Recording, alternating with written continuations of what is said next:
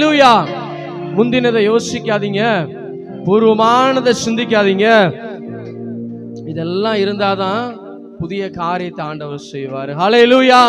இன்றைக்கு அநேக பேர் என்ன பண்ணுவாங்கன்னா, முந்தின காரியத்தை யோசித்து யோசித்து யோசித்து பிசாசு ஒரு காரியம் என்ன பண்ணுவான்னா, முதலாவது நம்முடைய சிந்தனையை தான் கெடுப்பான். ஃபர்ஸ்ட் நீ எப்படி இருந்த தெரியுமா, அந்த சிந்தனையை ஃபர்ஸ்ட் கெடுத்து தான் நம்முடைய வாழ்க்கையில அடுத்து கவலையை கொண்டு வருவான், துக்கத்தை கொண்டு வருவான். நம்ம அடுத்த நிலைமைக்கு போவதற்கு தடை என்னென்னலாம் கொண்டு வரணுமோ அதெல்லாத்தையும் பிசாசு கொண்டு வருவான். முந்தின காரியத்தை யோசிக்க வைப்பான், நம்ம விழுந்து போன காரியத்தை. ஆனா அந்த எழுந்த காரியத்தை யோசிக்க வைக்க விட மாட்டான். நீ எப்படி விழுந்த, எப்படி விழுக போற அப்படின்னு சொல்லிட்டு இந்த முந்தின காரியத்தை யோசித்து யோசித்து யோசித்து நமக்கென்று வைத்திருக்கிற அந்த ஒரு புதிய காரியத்தை பெறுவதற்கு சத்துரு என்ன பண்ணுவான், சிந்தனையை தான் கெடுப்பான்.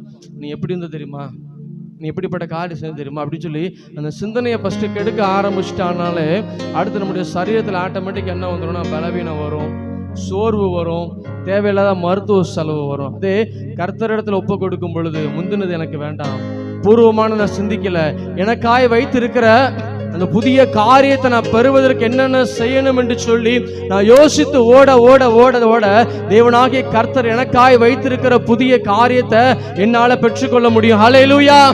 எப்பொழுதுனா முந்தினதை யோசிக்காம, பூர்வமானதை சிந்திக்காம, எனக்கு வைத்திருக்கிற புதிய காரியத்தை நான் சிந்திக்கும் பொழுது, எனக்காய் வைத்திருக்கிற ஓட்டத்தை சிந்திக்கும் பொழுது, எனக்காய் வைத்திருக்கிற சமாதானம் என்ன, எனக்காய் வைத்திருக்கிற ஆசீர்வாதம் என்ன, எனக்காய் வைத்திருக்கிற திறக்கப்பட்ட வாசல் என்ன என்று சொல்லி ஒவ்வொரு நாள் நன்மைகளை யோசிக்க யோசிக்க தேவனாகிய கர்த்தர் என் வாழ்க்கையில ஒரு புதிய காரியத்தை கொடுத்து கொண்டே இருப்பார். ஹல்லேலூயா.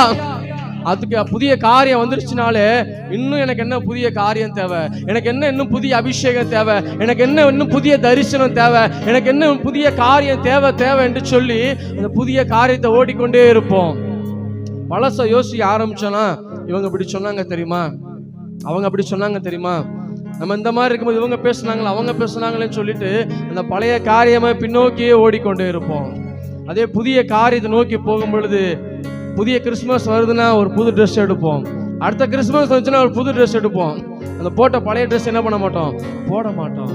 அதே போல தான் இன்றைக்கு ஆண்டவர் இன்னைக்கு எனக்கு வாழ்க்கையில புதிய காரியத்தை செய்ய போகிறார், நாளைக்கும் புதிய காரியத்தை செய்வார், அதற்கு அப்புறமும் ஒவ்வொரு நாளும் என் தேவன் என் வாழ்க்கையில புதிய காரியத்தை செய்வார். ஏனென்றால் நான் அவருடைய பிள்ளையா இருக்கிறேன், அவரால் அபிஷேகம் பண்ணப்பட்ட பிள்ளையா இருக்கிறேன், அவரால் தெரிந்து கொள்ளப்பட்ட பிள்ளையா இருக்கிறேன், அவரால் முத்தரிக்கப்பட்ட பிள்ளையா இருக்கிறேன். ஹல்லேலூயா. ஹல்லேலூயா.